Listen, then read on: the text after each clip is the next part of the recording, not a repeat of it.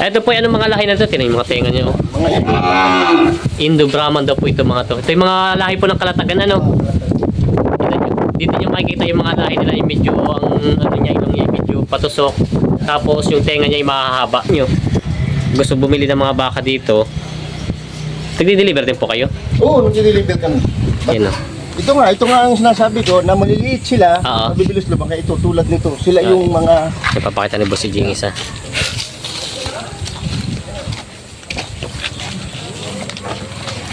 Yun.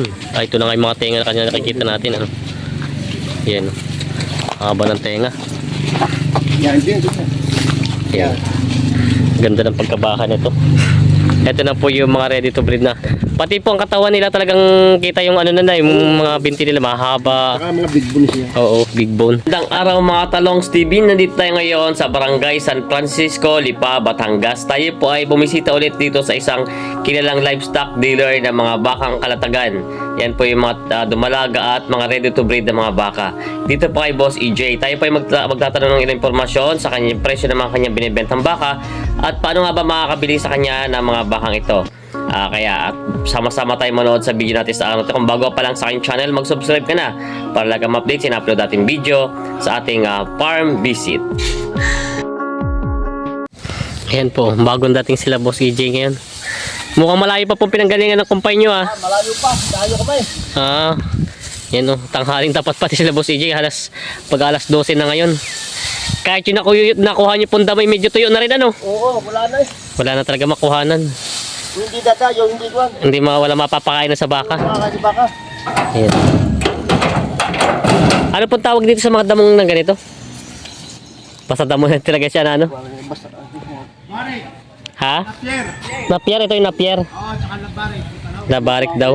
Napier at labarik daw ang pangalan damong ito. Yan, isang jeep ang dala nila Boss EJ at bagong dating lang sila dito. Papakain na nila sa mga baka nila. May mga baka nila boss na mga pampati.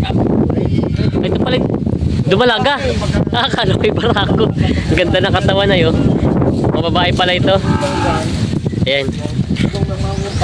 Ito pala yung mga dumalaga. Ready to breed na siya. Tinitingnan ko kanina, akala ko yung barako at maganda ang katawan. Ayan. Ito yung mga baka nila dito, mga pambenta. Ito yung mga ganitong kalalaki, mga ilang taon na ng ganyan. 2 taon, talagang ready to breed na siya, ano? Malalaki naman po ang kunin.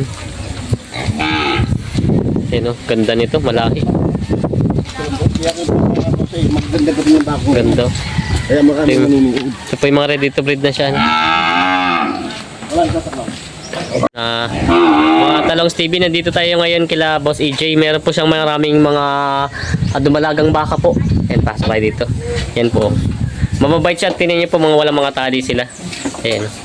Boss EJ, mga ilang ulo po itong baka nyo ngayon available na?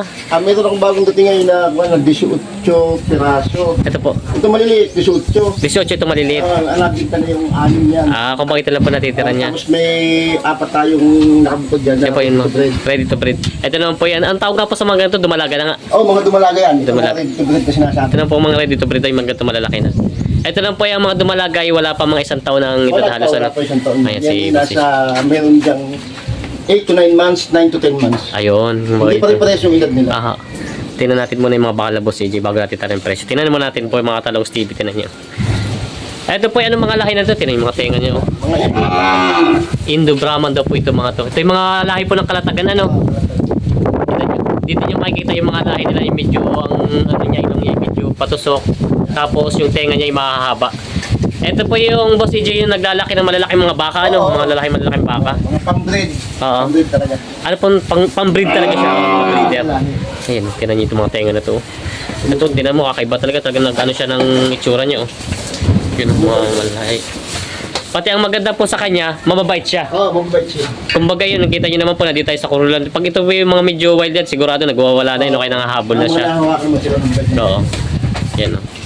Tatanong ko lang po, Boss EJ, ito naman po mga ganito kalalaki yung mga dumalaga. Magkano naman po inahalagaan? Itong ganito kasi medyo mataas-taas na ang lahi nito. Yan yung nag-preparation kami ng 40 to 45K. 40 to 45K daw po ito. Dahil magaganda ng mga lahi. Okay. Okay, ito talaga sa lahat ng nakita ko mga dumalaga. Si Boss EJ po ay kilala talaga sa mga nagbebenta ng ganito mga dumalaga na mga quality malalahit po talagang inyong mga ano no. Kalimitan po kung sakali po may mag-i-inquire sa inyo, gusto bumili ng mga baka dito, nagdi-deliver din po kayo? Oo, nag-deliver kami. Basta kaya. Mga po kaya. Doon naman sa mga tawid dagat, ay kami tatanong. Po yun ang marami nga. Yung problema natin dyan sa tawid dagat, minsan may kukuha ng 2, 3, 4. Hindi natin kayang maidala. Bakit po kaya? Dahil ko ng sobrang laki ng nagiging tracking. Sa transportation po natatalo. Yun yung doon nga sa kabila, hindi dito. May tinatawag siyang 20 heads. 20 Ang heads. hinihingi to 60,000. Ang laki ano? Halos po.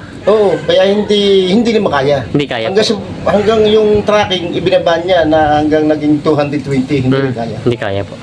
Malaki. Malaki po talagang hinahanap. Tapos kailangan pa po rin ng mga requirements na dahil pagtawid dagat, kinukuhanan niya ng mga dugo.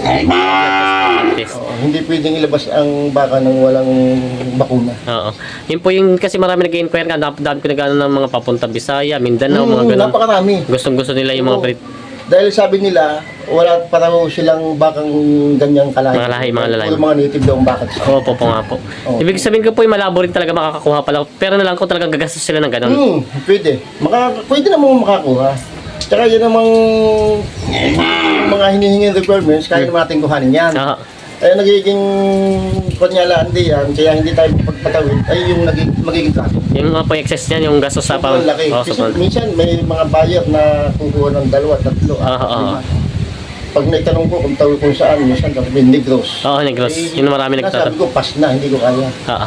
Pero kalimitan ba si Jay sa estimate yung mga magkano inaabot sa isang hits ng baka pag yung mga ganong kalalayo na? Ang tracking? Oo. Ay, hindi. Baka pag isang ulo, isa lang. baka bayad na yung isang ulo niyan. Kapresyo na rin ng hayop pala. Kaya, pag tinatanong ko kung mga 30, ganyan, 40, pwede. Pwede po. Oo. Pag maramihan talaga. Pag maramihan lang. Kasi pag pagka mga 10 heads, 5 heads, hindi natin makaya. lugi saan. Kung bagay mapapamahal lalo pati yung bibili ano. Napapamahal ko, awa din yung bibili. Kakawa din Kasi papatong natin sa baka yan eh. Sa presyo ng baka. Ayan po. Ito po yung mga dumalaga ni Boss EJ na mga tatinan natin to. Ito po yung halos ang price niya yun, nag-range siya 40 to 45 to 40 to 45. ay 40,000 to 45K po ang mga bakang ito. Yan natin itong isa po ito. Tinitinok ko rin po itong isa ito nito yun. Ang ganda ng pagkabaka niya. Ito puro malalahi mga baka niya talaga dito nila Boss EJ. Sila po pati pag nagbibenta ng mga bakang ganito, mga quality talaga sila. Ayan o. Maganda. Tinan nyo yung mga tenga nila. Ito po dito nyo makikita. Boss EJ, ano nga po pala tandaan ng ganito mga malalaki kasi meron kasi mga buyer na minsan nadadaya sila sa tingin. Kasi sa malalahi. Kasi sabi nila yung iba malahi daw pagdating pala mapapansin sila yung pala yung mga native. Paano po bang sa baka makikita mo sadya yung unang aming tinitingnan. sige po yung ano. Siguro sa aking sa inyo. kakanasan. Sa tagal nyo nang bumili. Yung haba ng tainga. Sa tenga. Yung laki ng tainga. Yung mga lahat na yung mga sa katawan niya. sa katawan. Pati kasi tawag mo yung Tagalog na baka. Opo. Yung tainga lang maiksi. Tapos pagdating dito sa mga lampi o mga paa niya may hina. Kung bagay maiksi ano. Ito po ito katulad ng mga Tagalog kasi ay matipid ang paglaki. Kung bagay talagang hindi katulad nito mga malalaki, mabilis-bilis yan lumaki ano. Pati nga may limitasyon nga kung bagay hanggang doon na lang siya. Hindi katulad nito, talagang lumalaki na malaki. Talagang matipid. Alam mo halos lahat ng mga taga Norte, Bicol, dito na umaangkat sa atin. Yun palang maganda po. Dahil laging sinasabi nila ay Boss EJ, wala pang lahi ng baka dito sa amin. Papalit kami ng bread. Sayang ikapanahon. Yun. Teka, titignan natin yung iba naman. Mayroon daw si Boss EJ dito ready to breed. Hindi lang po mga dumalaga, meron din siyang ready to breed na mga baka na pambenta si Boss EJ dito. Yan. Yan o. Ito mga ganda. Ito yung mga ready to breed na. Ito po ilahi din nila yung mga ganito. Isa yan. Isang lahi. Yun ang sinunda nila. Ito naman po Boss EJ, mga ganyan yung mga ilang taon na kayang ganyan kalalaki. Ay, ito. Nakakaedad na yan ako. Kalahati ko. 2 kalahating taon. Yun po yung mga edad ng mga bakang ready to breed na siya. Oo, yun ang sinasabing ready to breed. Ganun pa lang edad na kalimitan. Kumbaga, Taas, ako ay 5'6". oo. Kaya si Boss EJ daw po 5'6", halos yung taas niya na yung baka. Oo. Ayan. Kaya ito na po talaga yung sabi nila mga talagang malalaking mga baka, malalaking mga baka kalatagayan. Kita mo naman sila kung lumaki. Oo, kita pati. Kanina nga po, Boss EJ, ako nagtinitingnan ko kanina yung baka, kala ko kanina yung barako. Hinihila. Oo nga, kasi yung katawan niya malaki. Oo. Sabi ko, yung barako ba yan? Kala ko yung mga patining. Sabi, Babae. dumalaga po siya. Dumalaga. Ay, yung ano tag dito, ready to breed na siya. Yan ang sinasabing ready to breed. Oo. Kasi natin nagkala ko kanina lalaki, since yung kalimitan naman ganyan malalaki, hindi mga lalaki. Oo. Sadyang malalaki lang talaga ang lahi po, ano? Oo. Yan o. Ito nga ang sinasabi ko na maliliit sila, Oo. mabibilis lumaki. Ito tulad nito. Sila yung mga Napapakita ni Boss EJ yung isa.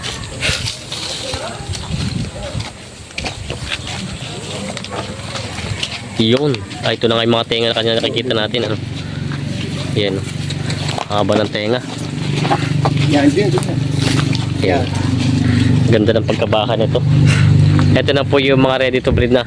Pati po ang katawan nila talagang kita yung ano na yung mga binti nila mahaba. Saka mga big bone siya. Oo, big bone. Ay pala yung sabi lang mga big bone. Yung itong mga ano nila oh. Ganda ng pagkabaka nito. Ito po sila Boss EJ. Kayo naman po Boss EJ kung sakaling may mag-inquire, lagi naman kayong meron ano. Oo, May stock lagi kayong available mga bakang ready to ganito. breed at saka yung mga dumalaga. Ay mga dumalaga. Pero kung sakaling may mga gustong partner, pwede rin kayo may partner din kayo. Tsaka turete. Ayan. Pala pwede kompleto naman po si Boss EJ kaya lang. Kaya lang Pero yung turete ko hindi naman talaga pampatining lang. pampatining lang. Kasi nasa kabilang buwan yun, nasa kabilang buwan. Sa Yun talaga. Oo. Pero po itong priority nyo talaga itong mga lahi, mga dumalaga tsaka Dumalaga talaga. tsaka paano yung mga ready to breed. Tingnan natin yung katawan nito mga. Maganda daw.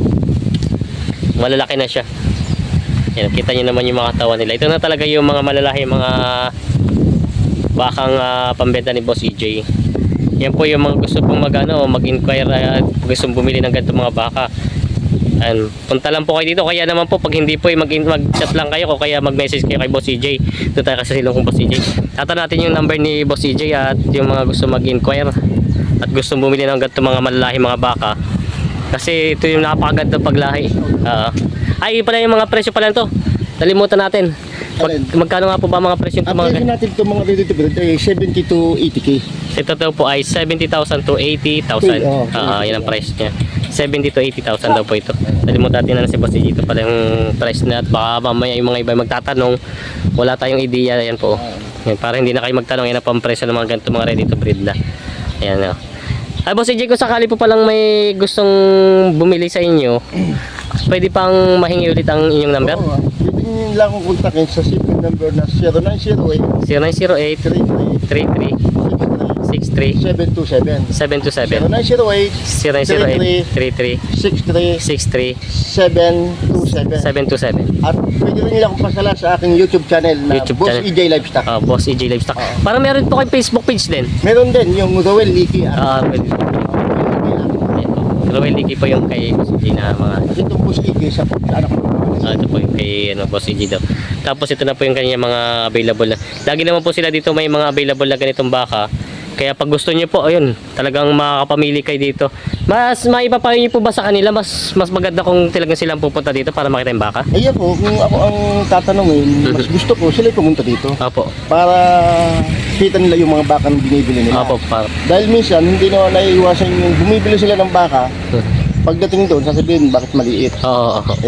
Ayun, minsan hindi nagreklamo. Mas maganda sa personal na puntahan. Para po doon may kita nila mismo yung baka nung Mayroon naman kasing ibang bumibili na okay lang. Na sa online sila bumili. Oo. Dahil hindi nga makaalis, may mga trabaho. Opo. Ay, okay din naman po kung sakali na pwede naman. Pwede puntahan. I-deliver na lang din. Pwede pa pag pwede, yung... pwede naman. Pwede naman sa online kung kuyari. Pwede, Nakita nila to. Di pwede deliver na lang doon. Ano. Ayun pala. Yan si Boss EJ. Ito po yung mga baka niya dito. Kaya yung mga interesado po dyan na napakaganda na pong mamili ngayon at medyo maganda na at malapit na rin mga Mayo magtatagulan ha. Yan po, yung mga gusto mag-breed na ganito. Pero Boss EJ pala matanong ko lang, anong kalimitan pinapakain nyo dito? Pwede rin ba sila i-feeds?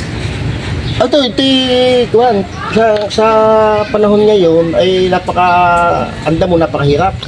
Pero kinukuha ko yun ng feeds na sinusupply ko ng konting feeds. Konting pins lang. Kaya regular ang aking kinukuha yun. Pang-ayuda ko. Pang-ayuda lang po at wala masyado makuha ng damo. Ayan. Yan, Mga damot, mga tuyon-tuyo. Tuyo-tuyo na nga, butit nakakain pa rin nila. Mahirap na mga Yan, maraming salamat Boss EJ. Oo, lahi na sa'yo. Ay, teka. Ito po, anong mga lahi na ito? Tinan yung mga tenga niyo. Indo-Brahman daw po ito mga to. Ito yung mga lahi po ng Kalatagan, ano? Dito nyo makikita yung mga lahi nila, yung medyo ang ano niya,